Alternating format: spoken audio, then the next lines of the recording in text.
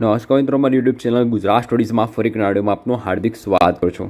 તો મિત્રો, આજના વિડીયોમાં આ વિડીયો જે છે એ તમારી ડિમાન્ડ ઉપર ઘણા બધા લોકોની ટેલિગ્રામ પર કોમેન્ટ્સ હતી કે જુનિયર ક્લર્ક પેપરનું સંપૂર્ણ એનાલિસિસ કરો કે કયા વિષયમાં કેટલા માર્ક્સ પૂછાયું હતું અને બીજું કે ક્યાંથી પૂછાયું હતું એના વિશે અમને જણાવો। તો આજના વિડીયોમાં તમારી રિક્વેસ્ટ ઉપર સંપૂર્ણ એનાલિસિસ આપણે જોઈશું। જુનિયર ક્લર્ક 9 એપ્રિલ 2023નું પેપર સંપૂર્ણ એનાલિસિસ કરીશું।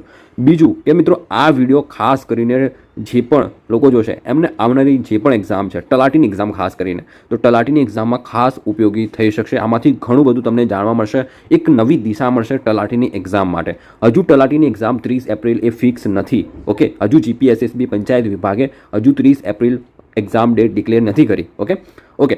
જે પણ હોય એક્ઝામ ક્યારે લેવાશે એનું પછી આપણે જોઈશું, પરંતુ તલાટીની એક્ઝામમાં આ વિડીયો તમને ખૂબ જ ઉપયોગી થશે। કે જીકે ખાસ કરીને તમને એક પ્રશ્ન હતો કે જનરલ નોલેજ અને જનરલ અવેરનેસ જે 50 માર્ક્સનું હતું, એમાં એક પ્રશ્ન ચિહ્ન હતો કે કયા વિષયને કેટલું ઇમ્પોર્ટન્ટ આપવું, કયા વિષયમાંથી કેટલા માર્ક્સ પૂછાશે એ તમને બિલકુલ ખ્યાલ નહોતો। પરંતુ જુનિયર ક્લર્કનું પેપર જોયા પછી તમને એક આ એનાલિસિસ જોયા પછી તમને એક નવી દિશા મળશે, નવી એક રસ્તો મળશે કે કેવી રીતે આપણે જનરલ અવેરનેસ અને જનરલ સ્ટડીઝને કયા વિષયને કેટલું ઇમ્પોર્ટન્ટ આપવાનું રહેશે, ખાસ કરીને તલાટીની એક્ઝામમાં। તો પ્લીઝ વિડીયોને લાસ્ટ સુધી સ્કીપ કર્યા જોજો। જુનિયર ક્લર્કનું પેપર કેવું ગયું, શું હતું એ હવે ભૂતકાળ થઈ ગયું, હવે આગળનું વિચારો। તલાટી એક્ઝામ છે, તમારી રાહ જોઈ રહી છે, તો તલાટીમાં તમારું ફરી એક બેસ્ટ આપવાનું રહેશે, ઓકે। તો આ વિડીયો ખાસ કરીને લાસ્ટ સુધી જોજો, ઘણું બધું તમને જાણવા મળશે। તો વધુ ટાઈમ વેસ્ટ કરે વિડીયોને સ્ટાર્ટ કરીએ।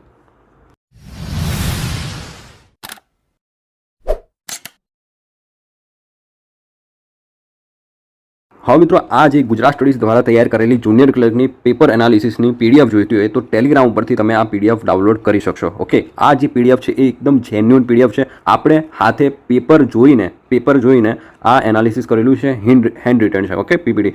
તો તમે ગુજરાત સ્ટડીઝ ટેલિગ્રામ પરથી જોઈન કરીને આ પીડીએફ ડાઉનલોડ કરી શકશો, ઓકે। હવે આપણે આગળ જોઈએ પેપર એનાલિસિસ વિશે, કે આ પેપર એનાલિસિસમાં આપણે સ્ટેપ બાય સ્ટેપ દરેક વિષયનું જોઈશું કે કયા વિષયમાં કેટલા માર્ક્સ પૂછાયું હતું। ખાસ કરીને આપણે વાત કરીએ જનરલ અવેરનેસ અને જનરલ નોલેજ, જે આપણી એક્ઝામમાં સિલેબસમાં કેટલા માર્ક્સનું હતું, 50 માર્ક્સનું આ આપણા સિલેબસમાં હતું। તો આ 50 માર્ક્સમાંથી કયા ઘણા બધા 11 વિષય હતા આપણા સિલેબસમાં, ઓકે। જનરલ અવેરનેસ અને જનરલ નોલેજમાં આપણે 11 સબ્જેક્ટ્સ આપ્યા હતા સિલેબસમાં અને જેના 50 માર્ક્સ હતા, રાઈટ। હવે આપણે સૌથી પહેલાં વાત કરીએ રીઝનિંગ, કે રીઝનિંગમાંથી કેટલા માર્ક્સ પૂછાયો હતો। તો રીઝનિંગમાંથી માત્ર એક જ પ્રશ્ન પૂછાયો હતો, રીઝનિંગમાંથી માત્ર એક પ્રશ્ન પૂછાયો હતો। એવી જ રીતે અહીંયા જોઈ શકો કે ઇતિહાસ, ગુજરાત અને ભારતનો ભૂગોળ ભારત અને ગુજરાતનો ઇતિહાસ એમ કરીને ટોટલ 8 પ્રશ્નો પૂછાયા હતા ઇતિહાસમાંથી। વારસાની વાત કરીએ કે સાંસ્કૃતિક વારસાના કેટલા પ્રશ્નો હતા, તો સાંસ્કૃતિક વારસાના માત્ર 2 પ્રશ્નો હતા। એવી જ રીતે તમે જોઈ શકો કે ભૂગોળમાં 4 પ્રશ્નો હતા।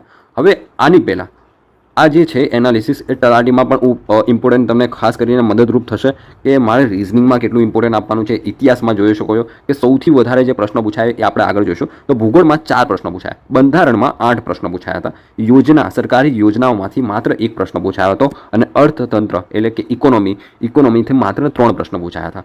વિજ્ઞાનની વાત કરીએ કે સામાન્ય વિજ્ઞાનમાંથી કેટલા પ્રશ્નો પૂછાયા, માત્ર 3 પ્રશ્નો પૂછાયા હતા। રમતગમતમાંથી 1 પ્રશ્ન પૂછાયો હતો, પંચાયતી રાજમાંથી 4 પ્રશ્નો પૂછાયા અને વર્તમાન પ્રવાહ સૌથી હાઈએસ્ટ પ્રશ્નો પૂછાયા હતા। કરંટ અફેર્સમાંથી 10 પ્રશ્નો પૂછાયા હતા, ઓકે। તો આનું ટોટલ તમે કરશો તો તમને 45 માર્ક્સનું જોવા મળશે કે જનરલ અવેરનેસ અને જનરલ જીકે જનરલ નોલેજમાંથી 45 માર્ક્સ જેટલું પૂછાયું હતું। મારા એનાલિસિસ પ્રમાણે મેં જે પ્રમાણે પેપર જોયું એના પ્રમાણે કહું છું 45 માર્ક્સનું જીકે જીએસમાંથી પૂછાયું હતું, જે 50 માર્ક્સનું હતું, ઓકે। હવે આ 11 સબ્જેક્ટ્સમાંથી તમારે સૌથી વધારે ઇમ્પોર્ટન્ટ કયા સબ્જેક્ટ્સને આપવાનું છે તલાટી માટે ખાસ કરીને વાત કરું છું। તલાટી માટે કયા વિષયને આપવાનું છે, એક વર્તમાન પ્રવાહ, કરંટ અફેર્સ, ખાસ કરીને લાસ્ટ 3 મંથનું કરંટ અફેર્સ કરી નાખજો। લાસ્ટ 6 મંથનું કરશો તો બહુ બેસ્ટ રહેશે, પરંતુ લાસ્ટ 3 મંથનું પણ કરી લેશો તો ઘણું સારું રહેશે। 3 મંથનું તો તમને ખરેખર યાદ હોવું જ જોઈએ, પરંતુ તમારે કરવાનું છે 6 મંથનું, ઓકે। 6 મંથનું તમારે કરંટ અફેર કરીને જવાનું છે। 10 માર્ક્સનું 50 માર્ક્સમાંથી માત્ર 10 માર્ક્સ તો કરંટ અફેર્સમાંથી પૂછાયા હતા। બીજું એના સિવાય જે તમારા માટે ઇમ્પોર્ટન્ટ સબ્જેક્ટ્સ બની જાય છે, એક બંધારણ અને બીજું બની જાય છે એક ઇતિહાસ, ઓકે। હવે આ બંધારણમાં શું કરીશું, બંધારણમાં તમને એક પીડીએફ આપવાનો વિચાર કર્યો છે। એ પીડીએફ તમને ક્યાંથી મળશે, તો ટેલિગ્રામ પરથી મળશે અથવા તો gujaratstudies.com વેબસાઇટ છે એ વેબસાઇટ ઉપરથી મળશે।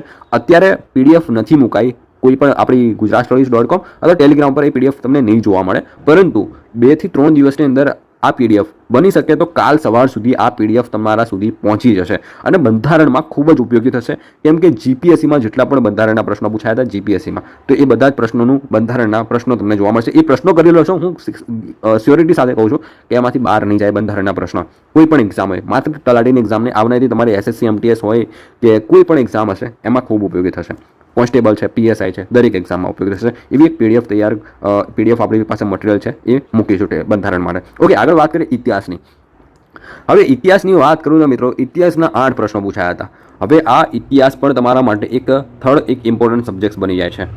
તો આ 3 સબ્જેક્ટ્સમાંથી માત્ર 26-27 માર્ક્સ જેટલું તો આ 3 વિષયમાંથી પૂછાઈ ગયું છે. ઇતિહાસ, બંધારણ અને વર્તમાન પ્રવાહ, કરંટ અફેર્સમાંથી માત્ર 26 માર્ક્સનું પૂછાયું. તમે એટલું વિચાર કરી શકો છો કે આ 11 સબ્જેક્ટ્સમાંથી આ 3 સબ્જેક્ટ્સ આપણા માટે બહુ ઇમ્પોર્ટન્ટ છે. એના સિવાય વાત કરીએ આગળ, ભૂગોળ છે, પછી પંચાયતી રાજ છે. ઓકે, તો ભૂગોળ, પંચાયતી રાજના પણ આપણે ખૂબ સારી રીતે તૈયાર કરવું જોઈએ. કેમ કે ભૂગોળના 4 પ્રશ્નો છે, પંચાયતી રાજના પણ 4 પ્રશ્નો છે.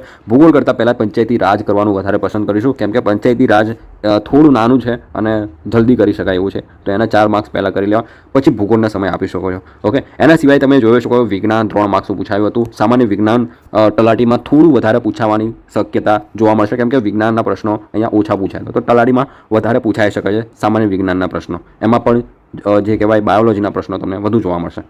બાકી તમે જોઈ શકો કે રીઝનિંગ છે, પછી યોજનાઓ છે, પછી વારસો છે, અર્થતંત્ર છે, એ બધા વિષયમાંથી 1-1, 2-2, 3-3 માર્ક્સનું પૂછાયું હતું. તો અર્થતંત્ર પણ 3 માર્ક્સ પણ એમને ના જવા દેવા જોઈએ. તો અર્થતંત્ર માટે પણ જે જીસીઆરટીની જે યુવા ઉપનિષદની બુક છે એ પણ કરી લેશો, તો ધોરણ 11-12ની જીસીઆરટી વાંચી લેશો તો પણ તમને અર્થતંત્રમાં વાંધો નહીં આવે. આ તો વાત કરી આપણે જનરલ નોલેજ અને જનરલ અવેરનેસની. ખાસ કરીને કહું છું કરંટ અફેર્સ ઉપર ધ્યાન આપજો. કરંટ અફેર્સમાંથી હસમુખ પટેલ સાહેબ બહુ ધ્યાન આપે છે, બહુ પ્રશ્ન પૂછે છે કરંટ અફેર્સમાં. તો 10 માર્ક્સ છે, ના જવા દે. લાસ્ટ 6 મંથનું કરંટ અફેર્સ ખૂબ સારી રીતે વ્યવસ્થિત કરી લેજો. ત્યાર પછી આપણે આગળ વાત કરીએ જે ગુજરાતી વિષય છે કે ગુજરાતી વિષયમાંથી ક્યાં પૂછાયો હતો. તો ગુજરાતી વિષયમાં ગુજરાતી વ્યાકરણ હતું, શબ્દ ભંડોળ હતા એટલે કે જે વોકેબ કહે છે આપણે, અને બીજું હતું સાહિત્ય.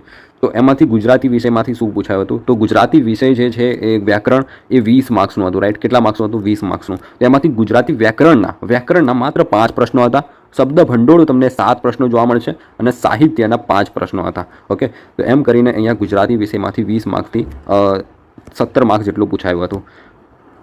તો આપણે ગુજરાતી વિષયની તૈયારી કેવી રીતે કરીશું? તો ગુજરાતી વિષયમાં ખાસ તમારે શબ્દ ભંડોળ ઉપર ધ્યાન આપવાનું છે. શબ્દ ભંડોળમાં શું, જે સમાનાર્થી, વિરુદ્ધાર્થી છે, રૂઢિપ્રયોગ છે, કહેવતોનો અર્થ છે, આમાંથી કહેવતોના અર્થમાંથી વધારે પ્રશ્નો જોવા મળ્યા હતા, તો એ કરી શકો છો. તો 3 થી 4 પ્રશ્નો એ કહેવતોના અર્થના હતા. રાઈટ, પછી વ્યાકરણ છે, વ્યાકરણમાંથી 5-1 માર્ક્સનું પૂછાયું હતું અને સાહિત્યના 5 પ્રશ્નો પૂછાયા હતા. અને આ સાહિત્ય છે એ લેટેસ્ટ કરંટ અફેર્સમાંથી જ પૂછાયું હતું. વર્તમાનમાં જે સાહિત્યકારો થઈ ગયા છે એમના સંબંધિત પ્રશ્નો પૂછાયા હતા 2 થી 3. તો સાહિત્ય ખાસ કરીને વર્તમાનને રિલેટેડ, કરંટ અફેર્સને રિલેટેડ કરજો તો ખૂબ સારું રહેશે. બાકી તમે ગુજરાતી વિષયની તૈયારી કરો છો તો દરેક ઉપર સમાન ધ્યાન આપવાનું છે. ગુજરાતી વ્યાકરણમાંથી પણ બની શકે છે કે તલાટીની એક્ઝામમાં ગુજરાતી વ્યાકરણના પ્રશ્નો પૂછાઈ શકે અને શબ્દ ભંડોળના ઓછા પ્રશ્નો પૂછાઈ શકે, એવું બની શકે. તો આપણે ગુજરાતી વ્યાકરણ પર ખૂબ સારી રીતે તૈયાર કરવાનું રહેશે. ઓકે, બાકી તમે જોઈ શકો છો.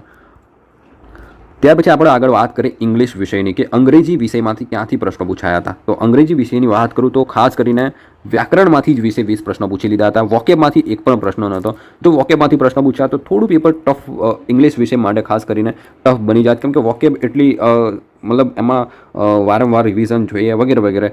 ઓકે, તો ગુજરાતી વ્યાકરણમાંથી 20 પ્રશ્નો પૂછાય એટલે મોટે ભાગે ઇંગ્લિશ વિષય છે એ બધાને ઇઝી લાગ્યો હશે કે અંગ્રેજી વિષયના પ્રશ્નો 20 એ ગ્રામરના હતા અને જે 20 પ્રશ્નો હતા એટલે ઇંગ્લિશ તમને ઇઝી લાગ્યો છે. વોકેબ હજુ પૂછ્યું નહોતું. ઓકે, તો તલાટીની એક્ઝામમાં એવું ના સમજતા કે વોકેબ નહીં પૂછાય. બાકી તમે એટલું સમજી શકો છો કે વ્યાકરણ આપણે ઇમ્પોર્ટન્ટ આપવાનું છે. વોકેબને પણ એટલું જે ઇમ્પોર્ટન્ટ આપતા હતા એના કરતાં હવે થોડું ઓછું આપશો તો વાંધો નહીં, કેમ કે વોકેબ એટલું પૂછ્યું નથી. પરંતુ સાઈડમાં 1-2 કલાક જે તમે વોકેબના આપતા હતા એ વોકેબને ખાસ કરીને આપજો, કેમ કે પાછળ પીએસઆઈની પણ એક્ઝામ આવી રહી છે. તો પીએસઆઈમાં તો વ્યાકરણ કરતાં વોકેબને જ વધારે માન આપવામાં આવે છે.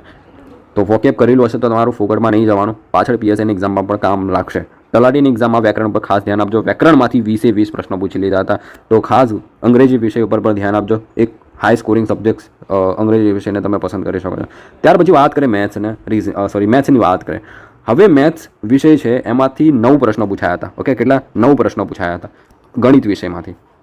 જો કે આ જે પેપર હતું જુનિયર ક્લર્કનું, એ પેપરને જોતાં એવું લાગે છે કે ગણિત વિષયના એક પણ પ્રશ્ન કોઈ એટેમ્પ કર્યા હશે કે નહીં કર્યા એ ખબર નહીં, પરંતુ મોસ્ટ ઓફ પબ્લિકે ગણિતના જે ક્વેશ્ચન હશે એને સ્કીપ જ કર્યા હશે, કેમ કે ગણિત વિષય કરવાનો એટલો ટાઈમ જ નહોતો. પેપર એટલું લેન્ધી હતું જીકેનું, એટલે આપણે કહી શકાય કે ગણિત વિષયમાં તમે એટલું ઇમ્પોર્ટન્ટ આપ્યું. અને ખાસ કરીને 1 કલાકના વિષયમાં 1 કલાકના સમયમાં આ 100 પ્રશ્નો ટીક કરવા, એમાં ગણિત વિષય કરવું એ બહુ ખરેખર આપણે એક માટે નહીં, ઘણા બધા જેટલા પણ સ્ટુડન્ટ છે મોસ્ટ ઓફ પબ્લિકને ગણિત વિષયને સ્કીપ જ કરતા હશે, રાઈટ. તો આપણે ગણિતને એટલું આપણે ઇમ્પોર્ટન્ટ નહીં આપે તલાટીની એક્ઝામમાં તો વધુ સારું રહેશે, કેમ કે ગણિત તમે જોઈ શકો કે ટાઈમિંગનો કેટલો ઘણા બધા લોકોને જે અવરોધરૂપ સાબિત થયું હોય પેપર, તો એ ટાઈમિંગ હતો કે ટાઈમિંગ ઘણો બધો અમને ઓછો પડ્યો છે. તો એમાં આપણે એવું જ સમજી શકાય કે તલાટીની એક્ઝામમાં પણ આવું જ પેપર હશે, લેન્ધી પેપર હશે, પરંતુ એમાં પણ ગણિત વિષય ઉપર આપણે એટલો ભાર નહીં આપીએ તૈયારીના. ગણિતને લઈને જે લોકો સિરિયસ હોય, ખાસ કરીને ગણિત નથી આવડતું, શું કરીશું, ગણિત માર્ક્સ 10 માર્ક્સ ના જવા દેવાય, પરંતુ એ છે એ આપણા માટે નહીં, બધા માટે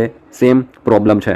ઓકે, તો એની ટેન્શન લેતા હોય તો બીજા વિષય ઉપર ધ્યાન આપજો, જે નથી ફાવતું એના કરતાં જે આવડે છે એના વધારે ધ્યાન આપજો તો વધુ સારું રહેશે તલાટીની એક્ઝામ માટે ખાસ કરીને. અને જે 60 મિનિટમાં 100 પ્રશ્નો ટીક કરવાના છે, એમાં ગણિતના પ્રશ્નો આપણે કરવા જઈએ તો ઘણો સમય જતો રહેશે. તો ગણિતને આપણે છેલ્લે જ કરીશું, જો ટાઈમ મળે તો કરીશું, બાકી સ્કીપ કરીશું તો વધુ સારું રહેશે. તો ગણિતના વિષયને લઈને ટેન્શન હોય તો ટેન્શન લેવાની જરૂર નથી. ગણિત તમે કરી શકો છો, પરંતુ એટલું બધું ટેન્શન લોડ લેવાની જરૂર નથી, હાઈપર થવાની જરૂર નથી કે ગણિત નથી આવડતું. એની જગ્યાએ બીજા વિષયને તમે ધ્યાન આપજો તો વધુ સારું રહેશે. ઓકે, હવે આના સિવાય અધર વિષયમાંથી પણ 9 પ્રશ્નો પૂછાયા હતા. હવે અધર વિષય કયા હશે તો એ પણ તમને જણાવી દઉં. જે આ 9 વિષય જે 9 પ્રશ્નો હતા ને, એ તમને હેરાન કરવા માટે પ્રશ્નો મૂક્યા હતા. જેમ કે તમે FIR પોલીસ કોન્સ્ટેબલ સંબંધિત FIRનો પ્રશ્ન વાંચ્યો હશે તો એ એક પ્રશ્ન, એવી જ રીતે ફેક્ટ આધારિત ઘણા બધા પ્રશ્નો પૂછાયા હતા અધર વિષયમાંથી, જે તમે આમ ધાર્યું જ નહીં કે આવા પ્રશ્નો પર પૂછાશે, તો એવા 9 પ્રશ્નો પૂછી લીધા હતા. ઓકે, તો આ જે છે એ ફેક્ચ્યુઅલ, આમ તો સીધા ફેક્ટ આધારિત જ પ્રશ્નો હતા, એટલું કંઈ ટફ હતું નહીં, પરંતુ તમને જે લોકો ખાસ કરીને તૈયારી કરતા હશે તો એમને તો આવડ્યા જ હશે. બાકી એટલા બધા ટફ ક્વેશ્ચન હતા, ફેક્ટ આધારિત પ્રશ્ન હતા, સીધા. ઓકે, જેને આપણે સ્ટેટિક જીકે કહી શકાય કે એવા પ્રશ્નો પૂછ્યા હતા. તો આ 9 પ્રશ્નો ક્યાંથી પૂછાયા હતા એ હું ટેલિગ્રામ પર અલગથી PDF બનાવીને મૂકી દઈશ કે કયા વિષયમાંથી આ ફેક્ટ આધારિત પ્રશ્નો પૂછાયા હતા. તો આ 9 પ્રશ્નોનું તમને ટેલિગ્રામ પર મળી જશે PDF. તો આ હતું સંપૂર્ણ જુનિયર ક્લર્કનું પેપર એનાલિસિસ કે કયા વિષય અને કયા વિષયમાંથી કેટલું ઇમ્પોર્ટન્ટ હતું. ખાસ કરીને જીકે અને જનરલ અવેરનેસમાં તમારે સમજવાનું હતું કે જીકે અને જનરલ અવેરનેસમાં મારે કયા વિષયને વધારે ધ્યાન આપવાનું. આ એનાલિસિસ જોયા પછી તમને ખ્યાલ આવી ગયો હશે કે તલાટીની એક્ઝામ માટે કરંટ અફેર્સને મારે વધારે ધ્યાન આપવું પડશે, બંધારણને વધારે ધ્યાન આપવું પડશે, ઇતિહાસના સારા વધારે ધ્યાન આપવું પડશે, પંચાયતી રાજ છે, પછી ભૂગોળ છે, તો આ બધા વિષયને મારે વધારે ધ્યાન આપવું પડશે, વિજ્ઞાન છે, અર્થતંત્ર છે, તો આટલા વિષયને મારે વધારે ધ્યાન આપવું પડશે, ખાસ કરીને જીકેની એક્ઝામમાં, તલાટીની એક્ઝામમાં સોરી. બાકી તમને એ પણ ખ્યાલ આવ્યો હશે કે ગુજરાતી વિષયમાં વ્યાકરણ કરતાં શબ્દ ભંડોળમાંથી વધારે પ્રશ્નો પૂછાયા હતા, સાહિત્યના 5-1 પ્રશ્નો પૂછાયા હતા અને ગુજરાતી વ્યાકરણના પણ પ્રશ્નો પૂછાયા હતા. હવે બીજું કે સાહિત્ય, ઘણા બધા લોકો સ્કીપ કરવાનું કહેતા કે સાહિત્ય તો છે નહીં સિલેબસમાં, તો સાહિત્ય નથી કરવું. તો અહીંયા તમે જોઈ શકો કે સાહિત્યના 5 પ્રશ્નો પૂછાયા છે. એવી જ રીતે ઘણા બધા લોકો કહેતા હતા કે કોમ્પ્યુટર પૂછાશે, કોમ્પ્યુટર આપેલું છે તો કોમ્પ્યુટર પૂછાશે. તો મેં તમને કીધું હતું કે કોમ્પ્યુટરના પ્રશ્નો નહીં પૂછાય, તો કોમ્પ્યુટર અહીંયા 1 પણ માર્ક્સનું નથી પૂછાયું, બરાબર.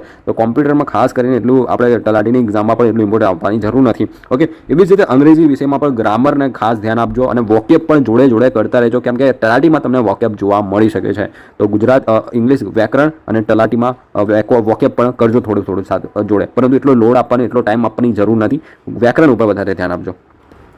બીજું આગળ વાત કરીએ મેથ્સની, તો મેથ્સમાં તમે પ્રશ્નો એ સ્કીપ કરી શકો છો. જો પેપર લેન્ધી હોય, પેપર વધારે સમય કન્ઝ્યુમ કરે એવું પેપર હોય તો મેથ્સને લાસ્ટમાં જ રાખજો. હું તો એમ જ કહું છું દરેક ક્લાસ રેની એક્ઝામમાં કે મેથ્સ લાસ્ટમાં કરશો તો વધુ સારું રહેશે, વધારે સમય બચશે. જો સ્ટાર્ટિંગમાં કર્યું તો પાછળ સમય ઘટવાનો છે, તો મેથ્સને હંમેશા છેલ્લે રાખો. મેથ્સ જો એટલે જ તમને કહું છું કે જે લોકો ખાસ કરીને ઘણા બધા સ્ટુડન્ટ્સની કોમેન્ટ્સ આવતી હોય છે, મેસેજ આવતા હોય છે કે ગણિત નથી ફાવતું, શું કરવું, ક્યાંથી કરવું, તો એટલું ટેન્શન લેવાની જરૂર નથી. મેથ્સના પ્રશ્નો લાસ્ટમાં કરજો, વધુ સારું રહેશે. બાકી 60 મિનિટમાં 100 પ્રશ્નો કરવા એટલે મેથ્સને લાસ્ટમાં રાખજો તો વધુ સમય બચશે. અને જે ટાઈમિંગ ઘટે છે, ટાઈમિંગ ખૂટે છે ટાઈમ, એનો તમારે સામનો કરવો નહીં પડે.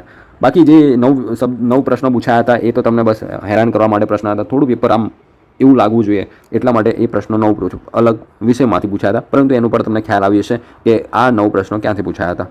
તો આ હતું સંપૂર્ણ જુનિયર ક્લર્કનું એનાલિસિસ અને ઓવરવ્યૂ પર મેં તમને સમજાવી દીધો કે શું હતું આ પેપરનું.